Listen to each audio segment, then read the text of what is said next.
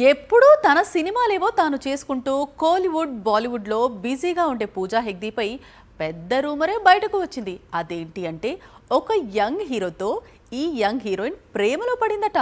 చాలా కాలంగా ఇండస్ట్రీలో ఉంటున్నప్పటికీ పూజాపై ఇలాంటి రూమర్స్ తక్కువ.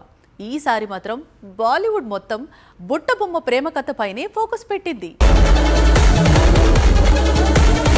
కోలీవుడ్ లో చాలా బిజీగా ఉన్న పూజా హెగ్డే బాలీవుడ్ లో మాత్రం అప్పుడప్పుడు మెరుస్తోంది. ఇప్పుడు కూడా మృణాల్ ఠాకూర్ తో కలిసి నటించిన హిందీ చిత్రం హాయ్ జవానీతో ఇష్క్ హోనా హైలో రిలీజ్ కు రెడీగా ఉంది. కెరీర్ పై చాలా సీరియస్ గా ఉన్నట్లు కనిపిస్తున్న పూజా హెగ్డే సీరియస్ గా లవ్ అఫైర్ నడుపుతోందని బాలీవుడ్ చెబుతోంది.